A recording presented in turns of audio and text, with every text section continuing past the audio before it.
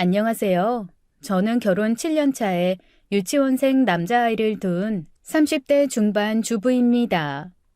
저는 그저 평범한 주부일 뿐인데 최근에 너무나 말도 안 되는 일을 겪고 이 사연을 보내게 되었어요.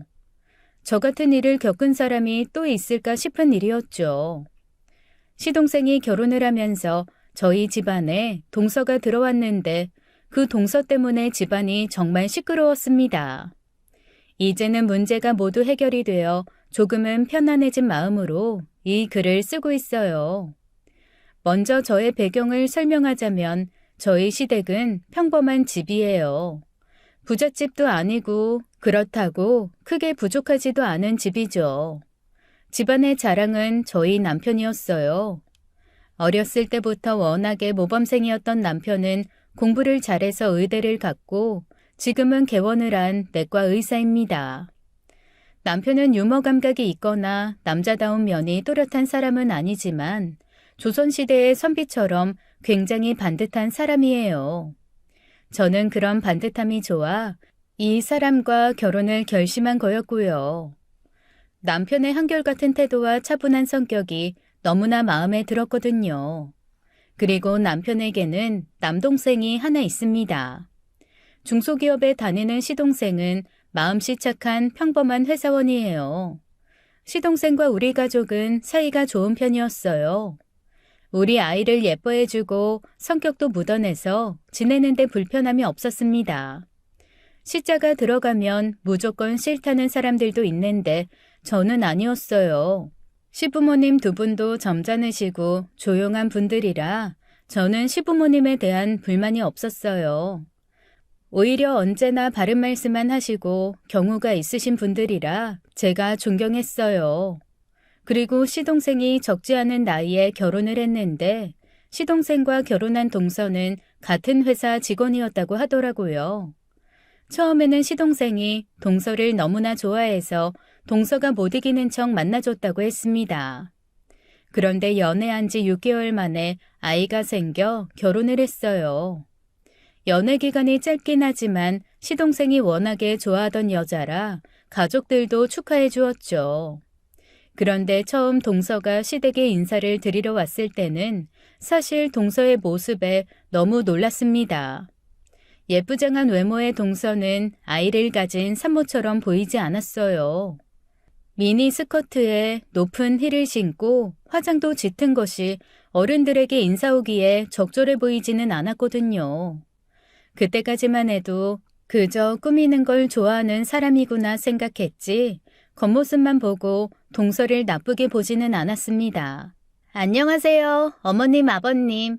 뱃속의 아이와 같이 인사드리게 돼서 굉장히 설레네요. 동서는 뭐랄까 거침없는 성격인 것 같았어요. 그래도 쾌활한 면이 있었죠. 집안의 분위기와는 많이 달랐지만 새로 가족이 되는 사람이라 모든 걸 좋게 보고 싶었어요. 저는 동서랑 잘 지내고 싶었거든요.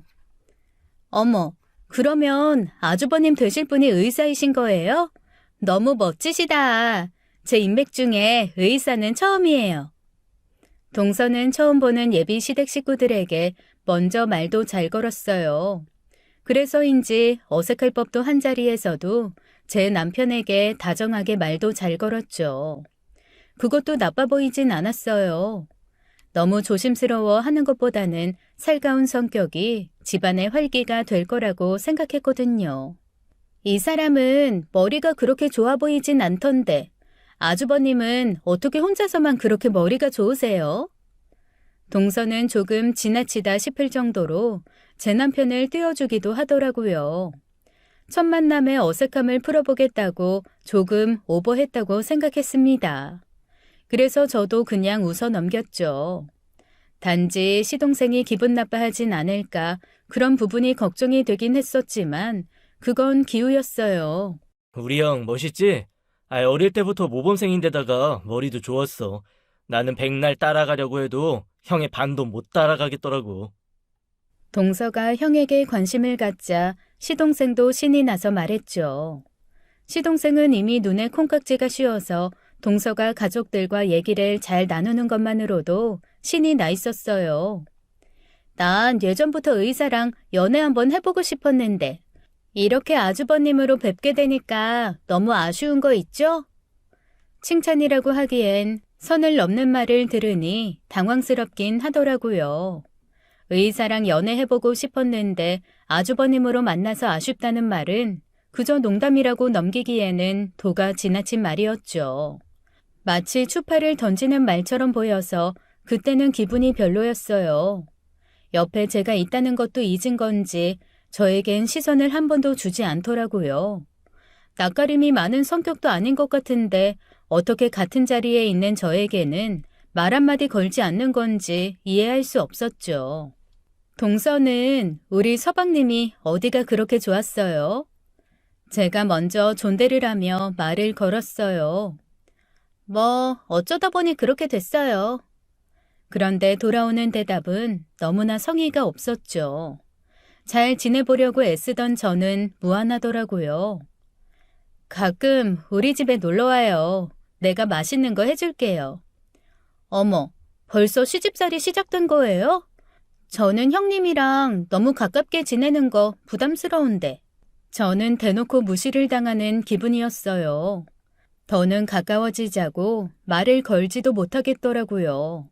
맛있는 걸 얻어 먹겠다는 것도 아니고 맛있는 걸 해주겠다는데 시집살이라는 말을 들으니 기분이 그리 좋지는 않았습니다. 시동생과 시부모님 그리고 남편에게도 호의적인 동서가 저에게는 쌀쌀 맞더라고요. 다들 분위기가 좋았는데 저 혼자서만 왠지 소외된 기분이 들더라고요. 저는 이렇게 재수 씨 뵙게 되어서 반갑습니다. 그리고 제 동생이라 하는 말이 아니라 이 녀석 정말 괜찮은 놈이에요. 앞으로 제 동생 잘 부탁드립니다. 남편은 정답이나 다름없는 대답으로 정중하게 대답했죠. 남편의 대답에 동서는 어색하게 웃으며 고개만 끄덕이더라고요. 동서 될 사람 진짜 이상하지 않아? 아니, 할 말이 있고 못할 말이 있지. 어떻게 그렇게 생각나는 대로 다 말해? 그리고 나한테는 또 어떻고? 내가 무슨 말만 하면 무안을 주는데 정말이지 마음에 안 들어. 돌아오는 길에 저는 동서될 사람이 벌써부터 마음에 안 들었어요. 좀 과하게 말하는 면이 있긴 하지만 오늘 하루만 보고 판단하기엔 이르지. 그래도 우리 집 사람들은 너무 과묵한데 활달한 사람이 오면 그것도 나쁘지 않지. 남편이 같이 흉을 봐주길 바랐지만 남편은 선비 중에 선비님이라 그저 옳은 말만 하더라고요. 동서와의 강렬했던 첫 만남이 있고 얼마 안 있어 시동생과 동서는 결혼식을 올렸습니다. 배가 나오기 전에 식을 올리고 싶었던 동서가 결혼을 서둘렀기 때문이었죠. 시동생이 어찌나 밝게 웃던지 저는 동서에 대한 언짢았던 마음은 있고 두 사람의 행복을 진심으로 바랐어요. 그리고 몇 달 뒤에 두 사람의 아이가 태어났습니다. 동서를 많이 닮은 예쁜 여자아이였어요. 그때까지는 시동생네 가족과 만날 일이 없어 첫 만남에서 느꼈던 언짢았던 기분도 많이 잊은 상태였습니다. 갓 태어난 작은 아이의 모습을 보는데 미소가 절로 지어지더라고요. 제가 아이를 낳았을 때의 기억이 떠올라 기분이 좋아졌죠. 동서, 고생 많았어. 눈이 동서를 닮아서 참 예쁘네. 우리 아기 예쁘죠? 근데 벌써부터 걱정이에요. 아이 키우려면 빨리 직장에 복귀해야 하는데 일자리도 없고요.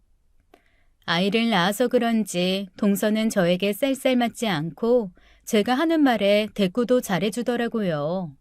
저도 첫 만남에 안 좋았던 기억은 있고 잘해주고 싶었어요. 전에 다니던 직장은 어쩌고? 거기는 그만뒀어요. 이제 새 직장을 구해야 하는데 일자리 찾기가 만만치 않은 거 있죠? 아주버님 병원에 자리 없을까요? 저 아주버님이랑 일하면 너무 좋을 것 같은데 어떠세요? 저는 카운터 자리라도 괜찮아요. 동서의 갑작스러운 요구에 남편은 단칼에 고개를 젓더라고요. 저희 지금 인력이 충분해서요. 지금은 직장 구하는 문제는 천천히 생각하시고 몸조리 잘하셔야죠. 제가 부탁할 때가 아주버님밖에 없어서 그래요. 제가 그래도 외모가 받쳐주는 편이라 환자분들도 좋아할걸요? 아주버님도 제 얼굴 보면서 일하면 매일 기분 좋아지실 거예요. 전 아주버님이랑 같이 일하고 싶어요. 자주 봐야 더 친해지죠. 일단은 몸조리부터 하셔야죠. 기회가 된다면 나중에 다시 얘기하는 게 좋을 것 같습니다. 너무 거침이 없는 건지 철이 없는 건지 저는 동서의 말에 기분이 나빠졌습니다. 제가 너무 예민한 것일 수도 있지만 동서가 자꾸 남편에게 관심을 갖는 듯한 말이 불쾌하게 들렸어요. 시동생은 아이를 안느라 정신이 팔려서 동서가 하는 말을 듣지 못한 것 같았어요. 일단은 그렇게 대화를 마치고 저희는 집으로 돌아왔죠. 앞으로 자주 봐야 할 사람인데 미운 마음을 가지면 안 된다고 제 마음을 다독이느라 남편에게는 동서에 대한 얘기도 일부러 꺼내지도 않았습니다. 동서에 대해 얘기를 시작하면 좋은 얘기가 나올 것 같지 않았거든요. 그 일이 있고 몇 번이나 동서에게 전화가 왔어요. 제가 일 처리 하나는 야무지게 잘하거든요. 아주버님네 병원에 자리 나면 저한테 꼭 알려주세요. 저 정말로 일이 필요해서 그래요. 아이까지 키우려면 돈도 많이 들잖아요. 형님이 아주버님한테 부탁 좀 해주시면 안 돼요? 동서는 정말로 남편의 병원에서 일하고 싶다는 생각에 꽂혔는지 틈만 나면 전화를 해서 자리를 만들어줄 수 있는지 묻곤 했어요. 첫 만남에는 저에게 관심도 없더니 필요한 게 생겨서 그런지 저에게 전화를 자주 하더라고요. 하지만 저는 동서가 제 남편과 함께 있고 싶어서 그러는 건지 정말로 일자리가 필요한 건지 혼란스러웠습니다. 그 전에 하던 업무와 전혀 관련도 없는 병원 일을 왜 하려는 건지 이해할 수 없었어요. 보통은 자신이 했던 업무와 비슷한 업무를 하려고 하잖아요. 그리고 병원에서 일해보고 싶다면 자리가 없는 남편의 병원이 아니라 다른 병원을 알아봐도 될 텐데 굳이 남편의 병원을 고집하는 이유도 알 수가 없었습니다. 그러지 말고 일반 회사를 알아보는 게 어때? 동서는 간호조무사도 아니라 자리가 있어도 병원에서 할 수 있는 일이 없어. 남편네 병원에서는 카운터 보는 업무도 간호조무사가 해. 저는 그럴 때마다 동서가 간호조무사가 아니라는 이유를 대며 거절을 했습니다. 그랬더니 동서는 시무룩한 목소리로 알겠다고 대답하고는 한동안 연락이 없더라고요. 그래서 당연히 동서가 남편의 병원에서 일하겠다는 생각을 버린 줄 알았어요. 그 이후로 저에게 거의 연락을 하지 않았거든요. 필요할 때는 연락을 자주 하더니 필요한 게 없어지니 저에게 연락을 뚝 끊더라고요. 그렇게 1년이 지났을 때 동서가 집으로 가족들을 초대했습니다. 돌을 맞이한 아이를 위해 집에서 돌잔치를 하고 싶다고 마련한 자리였어요.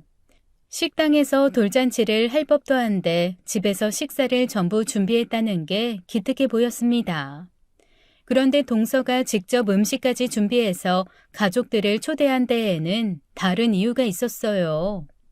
동서가 가족들이 다 있는 자리에서 모두가 들을 수 있게 제 남편에게 부탁을 하더라고요. 아주버님, 저 정말로 자리 하나 마련해 주실 수 없어요? 저 1년 동안 열심히 해서 간호조무사 자격증 땄어요. 형님이 애만 봐주시면 바로 일도 할 수 있을 거예요. 아이는 저에게 맡기고 자기는 제 남편의 병원에서 일하고 싶다는 말에 저는 기가 막혔습니다. 누구 마음대로라는 생각이 바로 들었죠. 어떻게 저에게는 상의도 없이 아이를 저에게 맡길 생각을 했는지 기분이 퍽 상해버렸죠. 아니, 정말로 간호조무사 자격증을 땄어요? 간호조무사 자격증을 땄다는 동서의 말에 남편이 관심을 갖더라고요. 저는 남편이 관심을 갖는 그 모습도 싫었어요. 너무 제멋대로인 동서가 어디로 튈지 몰라 불안했거든요. 제가 예전부터 정말로 병원에서 일해보고 싶었거든요. 아주버님이 의사인데 이 기회를 놓칠 수 있나요? 남편이 놀라서 묻자 동서가 신나서 대답했어요. 자리가 있으면 같이 일하는 것도 나쁘지 않을 것 같은데 네 생각은 어떠니? 시어머님은 직접 음식까지 준비한 둘째 며느리가 예뻤는지 며느리의 바램을 들어주고 싶어 하셨죠. 하필이면 남편의 의원에 조무사 한 명이 일을 그만둔다고 한 상태였습니다. 저도 그 사실을 알고 있었고요. 간호조무사 자격증까지 땄다고 하면 우리 내과에서도 일할 수 있을 것 같은데요. 이렇게 열정적으로 준비하셨을 거라고 생각을 못했는데 감사하기도 하네요. 게다가 마침 저희도 조무사 한 분을 뽑아야 하는 상황이었거든요. 남편이 웃으며 반기는데 제가 나서서 막을 수는 없었어요. 하지만 제 속은 엉망으로 꼬이고 있었습니다. 지금 생각해보면 동서가 남편을 노리고 있다는 걸 직감적으로 알고 있었던 것 같아요. 당시에는 뚜렷한 이유 없이 기분이 나쁘고 불안하기까지 했습니다. 당신 정말로 동서 고용할 거야? 자격이 되는데 안 된다고 할 이유가 없을 것 같은데. 게다가 최근에 조무사가 그만뒀는데 사람이 안 뽑혀서 난감했던 거 당신도 알잖아. 이런 상황에서 같이 일해줄 수 있다고 하면 나로서도 다행이지. 남편은 너무나 이성적으로 생각하고 대답했지만 저는 너무나 싫었어요. 동서가 남편과 가까운 곳에 매일 함께한다고 생각하니 한숨부터 나오더라고요. 왜 그렇게 그 여자가 싫었을까요? 저는 동서가 일자리가 아닌 남편에게 집착하는 것처럼 느껴졌어요. 나중에 알게 된 사실이긴 하지만 그건 제가 동서의 흑심을 제대로 알아본 거였죠. 난 싫어. 동서가 당신한테 선 넘는 말 하는 것도 싫고 같이 있는 것도 싫어. 좀 그런 면이 있어서 나도 걱정이긴 한데 일해보고 아니다 싶으면 그만두라고 하면 되지. 너무 걱정하지 마. 선 넘는다 싶으면 내가 알아서 처신 잘할게. 남편의 말에 저는 조금은 안심이 되었어요. 남편은 동서가 선을 넘으면 단호하게 굴 사람이었습니다. 그동안의 남편이 해온 행동들을 보면 저도 남편을 믿을 수 있었어요. 하지만 괜한 불안함이 완전히 가실 정도는 아니었죠. 만약에 동서가 작정하고 남편을 꼬신다고 하면 그래도 남편이 안 넘어갈 수 있을까요? 남편도 남자인데 예쁘장하고 화려한 동서에게 넘어가지 않을 수 있을까요? 이런 불안함이 자꾸만 들었습니다. 제가 동서에 대한 안 좋은 생각을 갖고 있었기 때문인지 정말로 동서가 나쁜 생각을 하고 있는 건지 그때는 정확히 몰랐어요. 하지만 동서가 남편의 병원에서 일하는 일은 막아야 한다는 생각이 강하게 들었죠. 제가 할 수 있는 방해라고는 아이는 제가 못 보겠다고 하는 것뿐이었습니다. 나도 우리 애 보고 집안일 해야 하는 상황에서 동선의 아이까지 봐줄 여력은 없어. 미리 상의도 하지 않은 일이라 당황스럽기도 하고. 아, 형님이 봐주시면 딱 좋은데 정말 아쉽네요. 그런 건 말하기 전에 나랑 미리 상의를 했었어야지. 그냥 갑자기 떠오른 생각이라 그럴 겨를이 없었어요. 동서가 저에 대해 그다지 중요하게 생각하지 않았던 것 같아 기분이 별로였어요. 하지만 시동생을 생각해서 내색하지는 않았죠. 그러지 말고 당분간은 아이를 직접 보는 게 어때? 일도 좋지만 아이 봐줄 사람도 없을 텐데 너무 무리하는 거 아니야?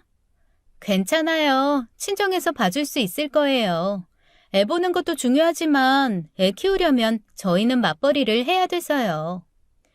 저는 아이를 볼 수 없다고 말했죠. 그리고 일하는 것보다 아이를 보는 게 우선이지 않냐고까지 말해봤지만 동서는 금방 친정에 아이를 맡기겠다고 하더라고요. 애를 키우려면 맞벌이를 해야 한다는 말에 제가 더 이상 막을 방법은 없었어요. 남편의 의원에서 일을 하겠다는 동서의 의지가 너무나 강하더라고요. 며칠 뒤부터 동서는 남편의 의원으로 출근을 시작했습니다. 저는 동서가 출근하는 첫날부터 신경이 많이 쓰였어요. 그래서 평소에는 싸지도 않는 도시락을 싸서 점심시간에 맞춰 남편의 직장으로 향했습니다. 그리고 제가 발견한 장면에 기가 막혔어요. 동서는 유니폼으로 받은 옷을 짧게 수선하고 블라우스 단추까지 풀어 헤쳤더라고요. 가슴선이 보이도록 옷을 입은 것은 물론 화장도 너무 진했어요. 동서가 뿌린 향수 냄새는 너무 진해서 병원 전체에 퍼져 머리가 아플 지경이었습니다. 동서의 모습은 누가 봐도 일하러 온 간호조무사의 모습은 아니었어요. 정말이지 남편을 꼬시기 위해 작정을 한 여자처럼 보였죠. 저는 그 모습을 보자마자 속이 뒤집어지는 것 같더라고요. 동서, 그런 모습으로 환자들을 대하는 게 맞다고 생각해? 저는 그 모습을 보자마자 월권인 줄 알면서도 한마디 했습니다. 한마디 하지 않고는 못 베기겠더라고요. 왜 그러세요? 저는 뭐가 문제인지 모르겠는데요. 동서는 떳떳하다는 태도로 나오더군요. 오히려 저를 향해 적대적인 표정까지 짓고 있었어요. 동서 입장에서는 지적을 할 자격도 안 되는 사람이 자신을 지적한다고 기분이 나쁜 모양이었습니다. 여기 병원이잖아. 아픈 사람들 오는 병원에서 동서 향수 냄새 때문에 머리가 더 아파. 치마는 왜 이렇게 짧고 화장은 왜 이렇게 짙어? 환자들이 동서 보면 진료 보고 싶겠어? 사실 제가 할 소리가 아니라 원장인 남편이 해야 할 말이라는 건 저도 알고 있었어요. 하지만 그 모습을 보고 참을 수가 없어서 한 말이었죠. 제가 고등학생도 아니고 이런 것까지 지적을 받아야 돼요? 형님이 지금 원장님 사모님이라고 저한테 이렇게 말씀하시는 거예요? 동서는 지적을 받았다는 사실에 기분이 나빴는지 한마디도 지지 않고 맞서더라고요. 팔짱을 끼고 서서 저를 노려보는데 기가 막혔습니다. 솔직히 동서의 모습은 복장 불량으로 선생님께 혼나는 일진 여학생처럼 철이 없어 보였어요. 어쩌면 그리 부끄러움이 없는 건지 동서의 태도에 황당했죠. 형님 대접까지는 바라지도 않았지만 그런 식의 말대꾸를 들으니 저도 지고 싶지 않았어요. 동서, 병원에서 일하고 싶어하는 사람 아니었어? 병원에서 일하고 싶다면 그에 맞는 모습이 있는 거잖아. 근데 왜 이렇게 제멋대로 굴어? 병원엔 왜 온 거야? 누구한테 잘 보이려고 병원 온 거야? 일하려고 온 거야? 형님은 제가 예쁜 게 질투나세요? 동서의 말에 뭐 이런 여자가 다 있나 하는 생각이 들었습니다. 이게 동서 간에 할 대화인가 싶더라고요. 이렇게 유치한 대화를 동서랑 나누고 있다는 게 창피할 지경이었습니다. 왜 이렇게 소란스러워? 그때 진료실에 있던 남편이 나타났죠. 남편은 저와 동서가 대치하고 있는 모습에 당황한 듯 보였어요. 그러자 동서는 남편에게 쪼르르 달려가 그의 팔에 팔짱을 끼더라고요. 제가 보는 앞에서 이런 행동을 하는데 저는 순간 남편과 동서의 관계가 의심스러웠어요. 아하, 이건 아니죠. 남편은 곧장 동서의 팔짱을 풀며 거리를 두더라고요. 원장님이 보시기에도 제 옷차림에 문제가 있어요? 형님이 자꾸 뭐라고 하셔서요. 동서는 무안해하며 말을 하더라고요. 그러면서도 남편을 자기 편으로 만들기 위해 앙탈까지 부리는데 보고 있기가 민망했습니다. 네, 여태껏 일하면서 복장으로 문제가 된 경우도 없었는데 지금 같은 모습은 병원에서 일하기에 어울리지 않는 것 같습니다. 그럼 그렇지. 남편이 딱 잘라 말하는데 저는 구세주를 본 것 같은 느낌이었어요. 남편은 못마땅한 얼굴을 감추지 않으며 동서를 바라보았죠. 동서는 무안했을 거예요. 그런데 무안함을 감추기 위해 말을 멈추지 않더라고요. 저는 예뻐 보이고 싶었던 것뿐인데 그게 그렇게 잘못인지 몰랐네요. 남편은 동서의 말에 한숨을 내쉬었습니다. 남편이 정말로 답답할 때 가끔 한숨을 내쉬는 걸 본 적이 있는데 그날처럼 한숨을 길게 내쉬는 건 처음이었죠. 일하는 데 집중해 주세요. 병원에서 지급한 유니폼은 정해진 규정대로 입어주셔야 합니다. 아무리 동네 의원이라고 해도 지킬 건 지켜주셔야죠. 다음부터 이런 일 없었으면 좋겠습니다. 항상 저에게 거리를 지키는 것도 부탁드리고요. 오전 내내 진료가 많았는지 남편은 그저 피곤해 보였어요. 그래도 인내심 있게 동서가 지켜야 하는 것들을 설명하고 있었죠. 근데 원장님, 가운이 되게 잘 어울리시는 것 같아요. 완전 제 이상형인 거 아세요? 동서는 지적을 받은 와중에도 헛소리를 멈추지 않았습니다. 남편에게 아부를 하는 건지 꼬시려는 건지 뭐가 됐든 눈살이 찌푸려지는 언행이었어요. 당연히 보고 있던 저는 짜증과 분노가 치솟았습니다. 정말 이상한 여자가 우리 집안에 들어왔고 그것도 모자라 병원까지 들어왔다는 게 참을 수 없이 불쾌하더라고요. 재수 씨 복장 때문에 오늘 환자들이 컴플레인이 많았어요. 그리고 병원 안에서 외모에 대한 칭찬도 굳이 필요 없을 것 같습니다. 항상 진지한 모습을 보여주어야 환자들에게 신뢰를 줄 수 있어요. 방금 같은 언행은 적절치 않습니다. 남편이 딱 부러지게 한마디 하더라고요. 로봇 같지만 반듯한 남편의 태도에 저는 어깨가 으쓱해지더라고요. 아, 형님이 워낙 고지식하게 하고 다녀서 그런지 아주버님도 그런 거에만 익숙해지셨구나. 그 말에 동서는 위기를 느꼈는지 저를 흘기 바라보며 안 해도 될 말까지 했습니다. 혼잣말인 척했지만 누가 봐도 저 들으라고 하는 소리였어요. 병원에 온다고 점잖게 입고 왔는데 그걸 고지식하다고 말하더군요. 뭐라고 한마디 해줄까 하다가 시동생을 생각해서 말을 삼켰습니다. 더 일을 벌이지 않으려고 애써야 했죠. 당신 도시락 가져온 거야? 지금 먹을까? 우리 둘이 같이 먹으려고 싸웠어요. 저는 남편의 팔짱을 끼고 진료실로 향하면서 말했습니다. 동서는 껴주지 않으려고 일부러 우리 둘이라는 말을 강조했죠. 저 스스로도 유치하다는 건 알았지만 유치한 사람에겐 유치하게 대해줘야 말귀를 알아먹을 거라 생각했어요. 누구는 입 아닌가? 우리 들으라고 떠드는 동서의 말을 무시하며 남편은 저에게 미소를 지어 보였습니다. 저도 남편에게 미소를 지었죠.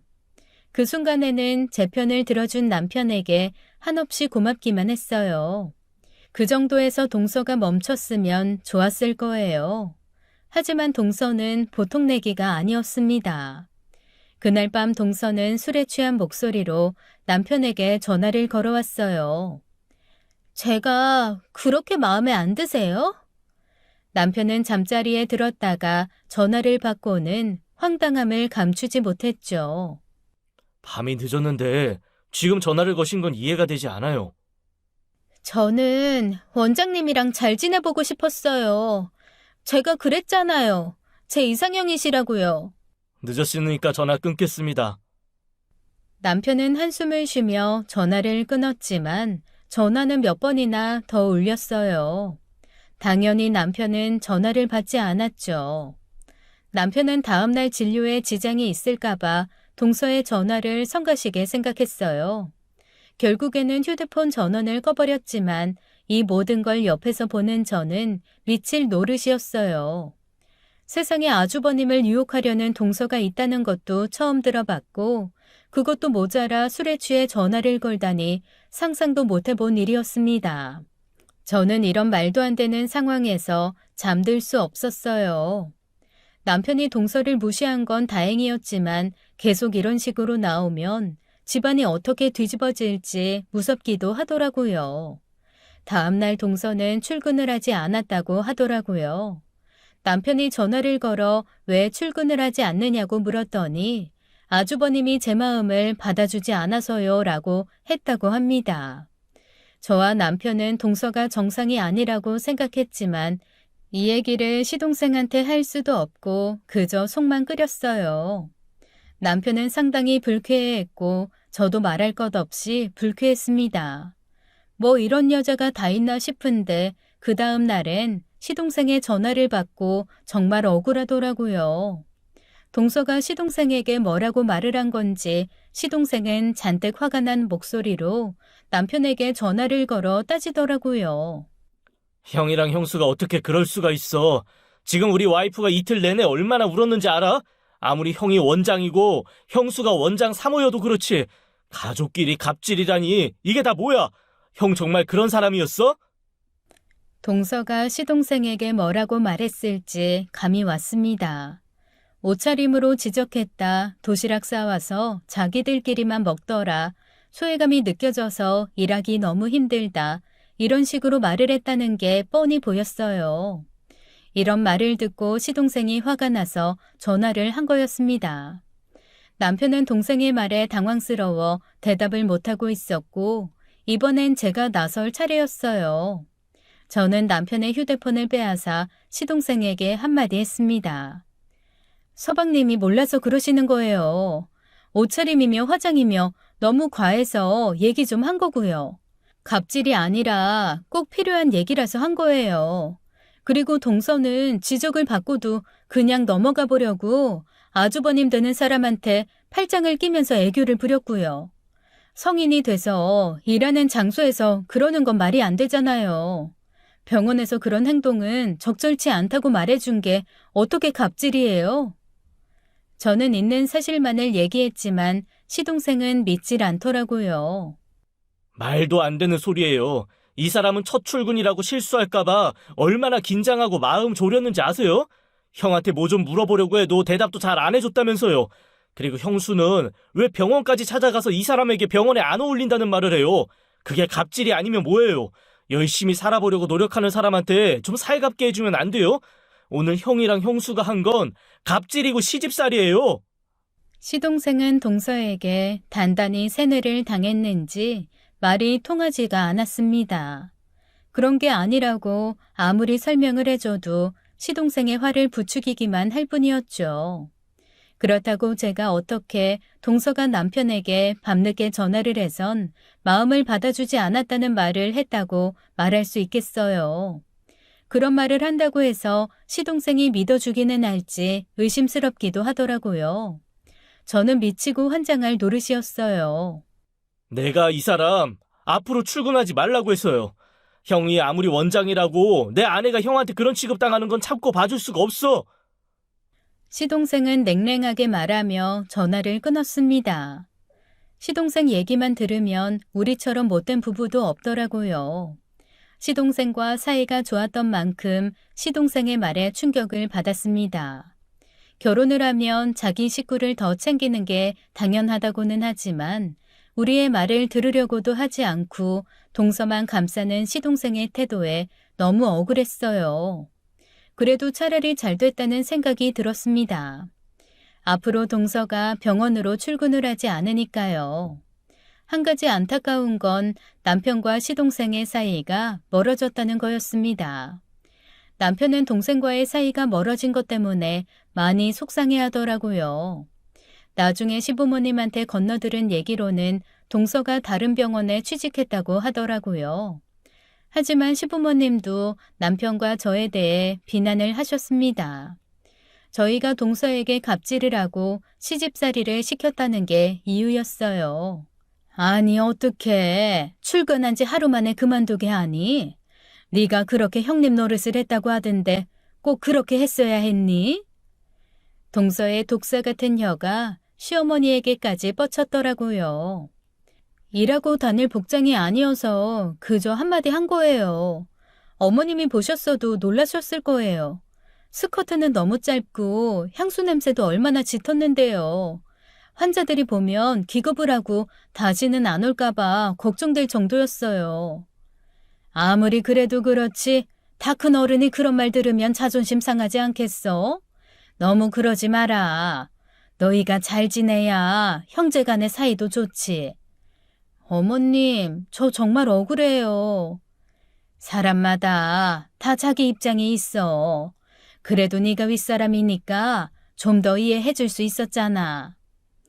이건 이해할 수 있는 선을 넘었다고 말씀드리고 싶었지만 그냥 입을 다물었습니다. 이왕 이렇게 된 거 시동생네 가족과 거리가 멀어지는 게 낫겠다는 생각이 들더라고요. 그 이후로는 저도 더는 신경 쓰지 않으려고 노력했고 동서가 남편에게 전화를 거는 일도 없었습니다. 볼 일이 없으니 화가 날 일도 없고 제 마음도 많이 안정이 되더라고요. 그렇게 차차 동서가 준 충격에서 벗어나 평온한 일상을 보내고 있던 중이었어요. 저는 길에서 놀라운 장면을 목격하고 말았습니다. 그 장면을 왜 하필 제가 보게 된 건지 저는 동서와 저 사이에 질긴 악연이 있는 거라고 믿을 수밖에 없었죠. 저는 오랜만에 친구를 만나기 위해 평소보다 진하게 화장을 하고 잘 입지 않는 옷까지 입으며 약속 장소로 향하던 중이었습니다. 평일 낮에 사람들이 많은 길을 걷던 중이었는데 어디선가 코를 찌르는 향수 냄새가 나더라고요. 그 독한 향수가 낯설지 않아서 저는 가던 길을 멈추고 주변을 둘러보았습니다. 이게 어디서 맡아본 향이더라 생각하며 주변을 찬찬히 둘러보는데 환하게 웃고 있는 동서가 보였어요. 그런데 동서의 옆에는 시동생이 아닌 낯선 남자가 함께였습니다. 화장이 짙고 여전히 짧은 옷차림을 한 동서는 낯선 남자의 팔짱을 끼고 행복하다는 듯 웃고 있더라고요. 그 남자가 시동생이 아니라는 건 당연한 사실이었고요. 동서는 저를 보지 못하고 남자와 즐겁게 얘기를 하면서 걷고 있었어요. 누가 봐도 사이좋은 연인으로 보였습니다. 제 남편을 꼬시려다 실패한 동서가 다른 남자와 연인이 된 듯 보였어요. 애초에 아는 척을 할 생각은 아니었기에 그저 바라만 보았습니다. 너무 충격적인 장면이라 저는 가던 길을 멈춰서서 바라볼 수밖에 없었어요. 그러다 생각을 바꿔 그 모습을 사진으로 찍어두었습니다. 시동생에게 보여줄 생각으로 찍은 건 아니었지만 왠지 사진 한 장은 찍어둬야 될 것 같았습니다. 찍은 사진을 다시 보았는데 동서의 얼굴과 낯선 남자의 얼굴이 분명히 보였어요. 사진이 제대로 찍힌 건 다행인데 이렇게 큰일을 나 혼자 알고 있어도 되는 건지 걱정이 되었습니다. 그 향수 냄새가 아니었더라면 저도 그냥 지나쳤을 거예요. 동서가 바람을 피운 장면을 목격하고 저는 고민을 하다 남편에게 이 사실을 알렸습니다. 정말 재수 씨가 맞아? 이 대낮에 그것도 우리 동네에서 멀지도 않은 곳에서 어떻게 그럴 수가 있지? 그 향수 냄새 때문에 알았어. 전에 병원에 진동했던 그 향수 냄새. 이거 봐. 이거 동서 맞잖아. 이거 정말 우리만 알고 있어도 되는 거야? 저는 남편에게 사진도 보여주었어요. 남편도 저만큼 놀라더라고요. 재수 씨는 분명히 맞는데 우리는 나서지 않는 게 좋을 것 같아. 가뜩이나 동생네랑 사이도 안 좋은데 이 얘기까지 꺼내면 부부 사이에 끼어들었다고 동생이 더 기분 나빠할 것 같아. 우리는 몰랐던 걸로 하자. 서방님은 무슨 죄야? 알면서 말 안 하는 게 나도 이 일에 동참한 것 같잖아. 마음 같아선 나도 말하고 싶은데 내가 동생이랑 관계부터 회복하고 조금 부드러워진 분위기에서 천천히 말하는 게 나을 것 같아. 남편도 많이 놀랐지만 시동생에게는 말하지 않는 게 좋겠다고 하더라고요. 저는 그게 과연 시동생을 위하는 일이 맞는가 고민했지만 어쨌든 남편의 의견을 받아들이는 편이 낫겠다 싶었습니다. 괜히 남의 집안일에 끼어드는 건 아닌지 이러다 남편과 시동생의 사이가 더 멀어질까봐 그냥 넘어갔어요. 안 그래도 우리 집과 시동생네 사이가 좋지 않은 상황이었으니 더욱 조심스러웠죠. 그리고 며칠 뒤에 저는 남편의 연락을 받았습니다. 여보, 오늘 오랜만에 의대 동기 만났어. 당신도 성수 기억나지? 왜 우리 결혼 초기에 예전에는 같이 자주 만나고 했었잖아. 남편에게 전화가 왔는데 오랜만에 만난 친구 얘기에 남편은 간만에 들뜬 목소리였어요. 어지간한 일로는 들뜨지 않는 남편이었기에 저는 남편의 목소리가 반가웠습니다. 기억나. 오늘 성수 씨 만났구나? 성수 씨 너무 오랜만이다. 성수 씨 잘 지낸대? 2년 전에 이혼했다고 해서 걱정했는데 지금은 아주 잘 지내는 것 같아. 이번에 개원을 했는데 우리 병원이랑 가깝더라고. 얼굴도 아주 좋아져서 길에서 보면 못 알아볼 정도야. 당신 잘 지내냐고 물어보던데 당신도 괜찮으면 같이 볼까? 지금 나올 수 있겠어? 마침 아이도 친정에 가 있었고 저는 그러겠다고 했어요.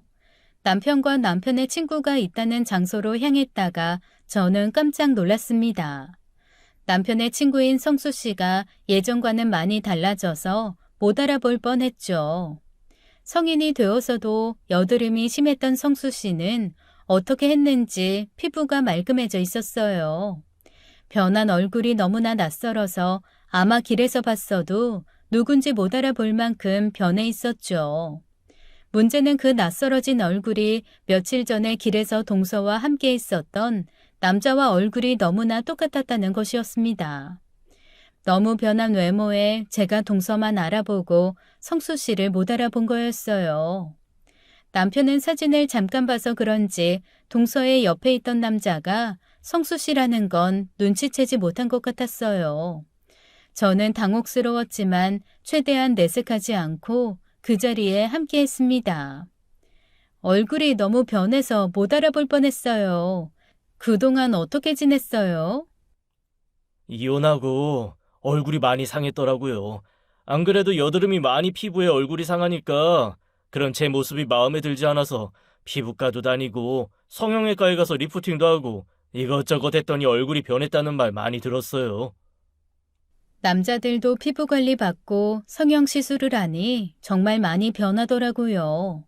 하지만 제가 더 궁금했던 건 정말로 성수 씨가 동서를 만나고 있는 건지, 만났다면 어떻게 만난 건지 알고 싶었습니다.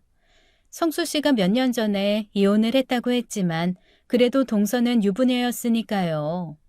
정말로 동서와 성수 씨가 만나고 있는 사이라면 저는 정말 감당할 수 없을 것 같았어요. 혹시 성수 씨는 요즘에 만나는 사람 없어요? 저는 일부러 떠봤죠. 그리고 제발 아니라고 대답하기를 바랬어요. 최근에 만나는 사람 생겼어요. 어떻게 만난 사람이에요? 성수 씨에게 묻는 저는 심장이 쿵쿵 뛰었습니다. 제가 우려했던 것이 현실로 다가오고 있었죠. 병원에 들어온 간호조무사예요. 처음에는 철이 없어 보여서 걱정했는데 뭐 애교도 많고 저랑 잘 맞더라고요. 그러다 만나게 됐습니다. 혹시 그분 성함 좀 여쭤봐도 돼요? 아무래도 같은 동네에 있어서 그런지 제가 아는 사람인 것 같고 그래서요. 저의 물음에 남편과 성수 씨는 모두 의아한 얼굴로 저를 바라보았습니다. 저도 적절치 않은 질문이라는 건 알고 있었지만 상황이 상황인 만큼 꼭 알아야겠더라고요. 이름 알려달라니 좀 당황스럽긴 한데 아니 못 알려드릴 것도 없죠. 진명이에요. 아니 근데 저는 돌싱이고 그쪽은 미혼이라 여러모로 조심스러워요. 동서의 이름이 나오자 저와 남편은 동시에 놀랐어요. 남편도 그제야 제가 왜 성수 씨가 만나는 여자 이름을 물었는지 이해한 것 같았습니다. 그리고 더욱 놀라웠던 것은 동서가 자신을 미혼이라고 속이고 성수 씨를 만나고 있다는 사실이었어요. 단순히 철이 없는 사람이라고 생각했던 동서가 생각보다 더 영악한 인물이었습니다. 그렇게 의사가 이상형이라고 하더니 남편이 자신의 유혹에 넘어가지 않자 병원을 옮겨서 다른 의사를 꼬신 거였죠. 저는 그날 밤 남편과 사진을 다시 보면서 고민에 빠졌습니다. 이거 봐. 이 남자 성수 씨 맞지? 성수 맞네? 어떻게 이런 일이 있을 수 있지? 왜 하필 우리 집에 이런 일이 생긴 거야? 먼저 남편에게 말을 했더니 남편은 깜짝 놀라며 사실이냐고 물었습니다. 제가 사진을 보여줬더니 남편도 아연실색을 하더라고요. 동서는 알았을까요? 자신이 불륜을 저지르고 있는 사람이 아주버님의 친구라는 사실을요. 동서로 인한 피해자가 서방님과 남편의 친구까지 벌써 2명인데 제가 모른 척 넘어가도 되는 건지 정말로 고민이 되더라고요. 저는 며칠 고민하다가 시동생에게 전화를 걸었습니다. 남편은 말하지 말라고 할 게 뻔했기에 제가 스스로 내린 결정이었죠. 형수가 갑자기 어쩐 일이에요? 아직도 저에게 서운한 마음이 남아있는지 시동생의 목소리는 냉랭했습니다. 서방님, 그동안 잘 지내셨어요? 동서는 잘 지내나요? 갑자기 그게 왜 궁금해하세요? 연락도 없으셔서 저희는 다 잊고 지낸 줄 알았네요. 와이프 다른 병원에 취직해서 잘 지내요. 제가 얼마 전에 동서를 본 것 같은데 아무래도 서방님에게도 알려드려야 할 것 같아서요. 그걸 왜 저한테 얘기합니까?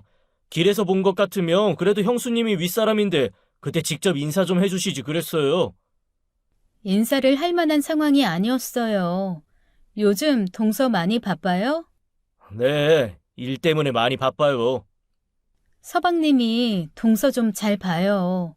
제가 자세히 말하기는 그렇고 그냥 제 말 명심해서 관심 갖고 잘 봐요. 그게 무슨 뜻이에요?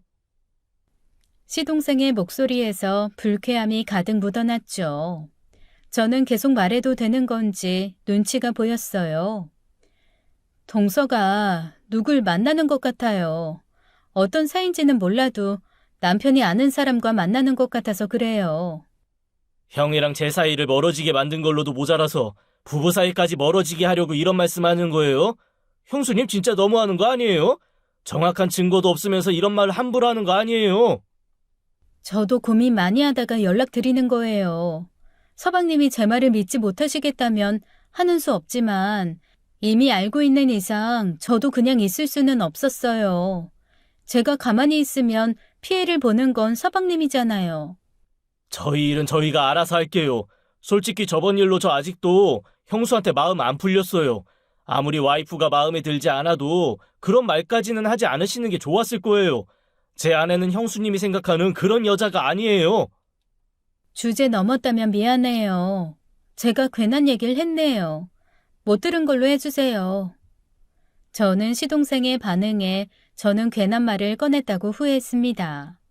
시동생의 말대로 부부 사이에 제가 끼어드는 게 옳지는 않게 느껴졌어요. 하지만 아무 말도 해주지 않으면 저도 후회할 것 같아 말을 꺼낸 거였어요. 당연히 시동생에게 사진을 보여주거나 하지도 않았습니다. 그리고 며칠 뒤에 시동생에게 전화가 왔어요. 저에게 여전히 화가 나 있을지도 모른다는 생각에 전화를 받기가 망설여지더군요.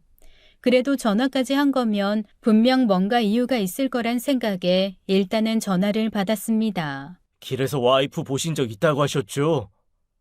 이번에는 시동생의 목소리에서 불쾌함이 느껴지진 않았어요. 대신 조금 불안하게 들리더라고요. 무슨 일이 벌어진 것만 같아서 제 심장이 더 뛰었습니다. 너무 감당할 수 없는 큰일이 아니기만을 바랐어요. 네, 근데 생각해보니 제가 잘못 본 것 같기도 해요. 괜한 얘기해서 미안해요. 남자랑 있었던 거죠. 그 남자가 의사 맞아요? 시동생의 물음에 올 것이 왔다는 생각이 들더라고요. 시동생도 성수 씨의 존재를 알아차린 거였어요. 서방님, 무슨 일 있었어요? 저는 다른 것보다도 시동생의 목소리가 너무 안 좋은 게 걱정이 되더라고요. 결혼식 날 활짝 웃던 시동생의 모습과는 대조적으로 지금 들리는 목소리는 너무 어두웠어요. 그 사람에게 남자가 있던 것 같아요. 근데 아무리 물어봐도 그런 거 아니라고 하더라고요. 제가 아무리 둔해도 눈치라는 게 있잖아요. 계속 핸드폰 붙잡고 있고 귀가 시간도 많이 늦어요. 누구랑 연락하는 거라고 하면 계속 원장님이 이 일 관련해서 연락하는 거라고 하는데 이상하더라고요. 애는 아직 어린데 관심도 없고요. 그런데 증거가 있냐면서 오히려 저한테 따지는데 도저히 어떻게 해야 될지 모르겠어요. 서방님, 일단은 진정 좀 하세요.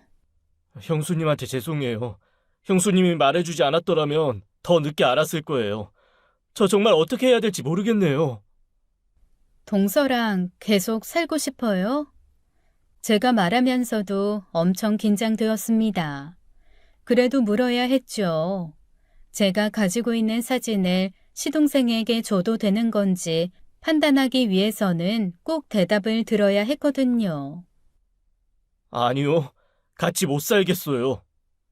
그러면 제가 사진 한 장 보낼 테니까 그 이후의 일에 대해서는 서방님이 마음 잘 다스려서 해결하세요.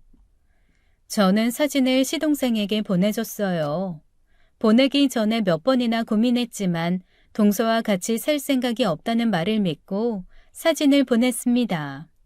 그리고 몇 달 뒤에 시동생과 동서는 이혼을 했다고 하더라고요. 동서의 외도로 인한 이혼이었어요. 네 재수 씨일 거라고는 생각도 못했다. 나한테는 미혼이라고 했거든. 나를 속였다는 걸 알고 나니까 정이 떨어지더라고. 이제 여자라면 지긋지긋해. 그 여자도 잘났어.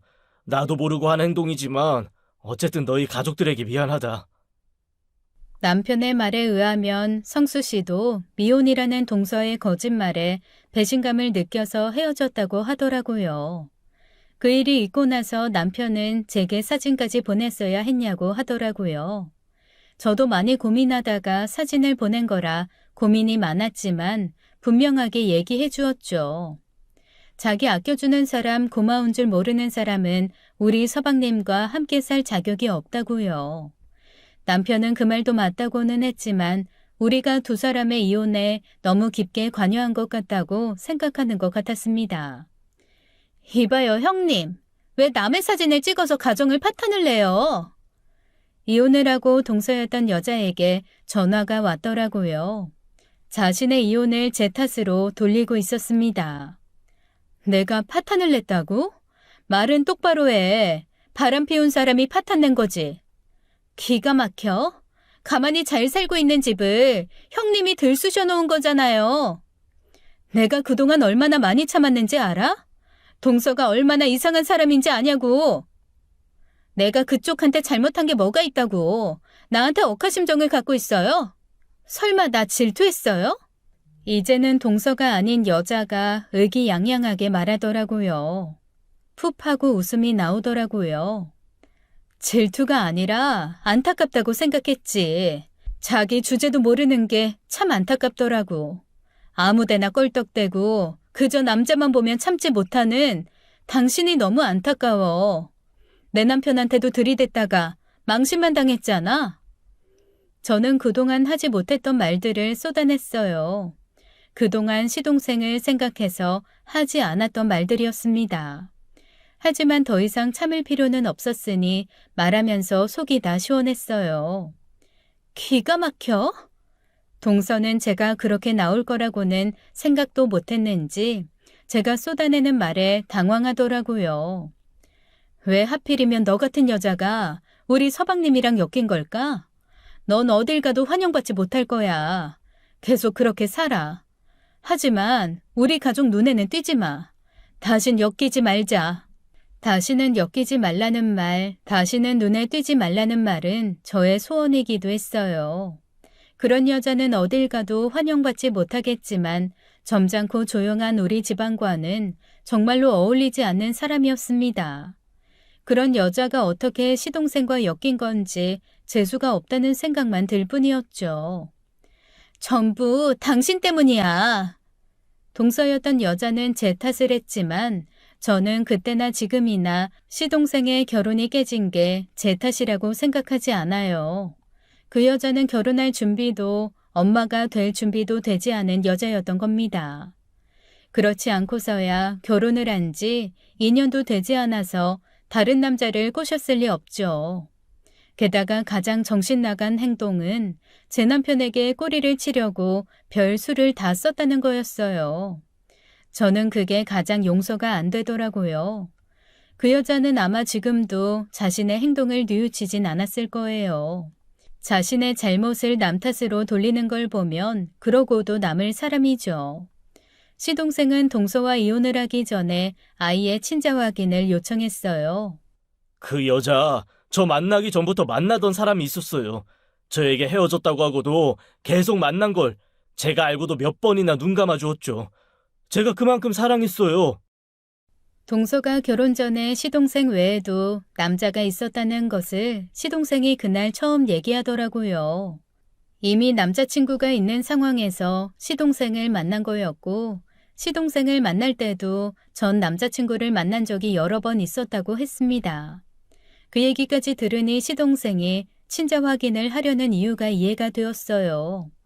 그래도 다행인 건 아이는 시동생의 아이가 맞았어요. 혹시나 친자식이 아닐까봐 시동생은 결과가 나올 때까지 계속 불안해했거든요. 동서도 결과가 나오기 전까진 말을 아끼더라고요. 시동생의 아이가 확실하다는 말을 하지 않는 게 이상했지만 어쨌든 결과는 친자가 맞았으니 다행이었죠. 그동안 동서보다 시동생이 아이를 더 많이 봐왔기 때문에 부녀 사이가 참으로 애틋했거든요. 이혼을 하면서 동서는 아이의 양육권을 원하지 않는다고 했답니다. 보통은 양육권을 두고 서로 갖기 위해 싸우는데 동서에겐 아이마저 귀찮은 존재였나 봐요. 아이는 시동생이 키우기로 하고 두 사람은 신속하게 이혼을 했습니다. 시동생이 동서를 많이 사랑했던 만큼 시동생은 꽤 오랫동안 힘들어했어요. 혼자서 아이를 키우며 힘든 시간을 보내는 시동생의 모습이 안타까웠습니다.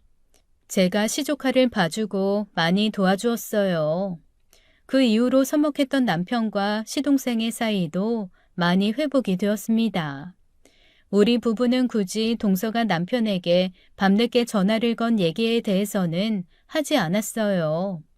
안 그래도 힘들 시동생을 더 아프게 할 것 같아서 그 일에 대해서는 조용히 있었죠. 그리고 그냥 친구나 하며 지내라고 제가 알고 지내는 싱글맘 한 명을 시동생에게 소개를 해주었습니다. 두 사람은 서로의 어려움에 대해 얘기하며 금방 가까워졌더라고요. 앞으로 두 사람이 연인이 될지는 모르겠지만 일단은 친구로 잘 지내는 것 같아요. 시동생의 표정이 많이 밝아져서 그것만으로도 다행이라고 생각합니다. 지금은 남편을 꼬시려 하고 시동생을 두고 남편의 친구와 바람이 났던 여자가 있었다는 것조차 꿈처럼 느껴질 만큼 집안이 평화로워졌어요. 시동생도 우리 가족도 모두 평화를 되찾았습니다. 사람들은 너무 평화로우면 권태롭다고 하는데 제가 겪은 바에 의하면 그건 너무 배부른 생각인 것 같아요. 평화롭고 평범하다는 것만큼 안정된 것이 또 있을까요? 저는 우리 집에 다시는 그런 풍파가 없었으면 좋겠습니다. 지금까지 사연 읽어주는 남녀였습니다. 끝까지 시청해주신 여러분 감사드리며 저희는 다음 사연으로 돌아올게요. 감사합니다.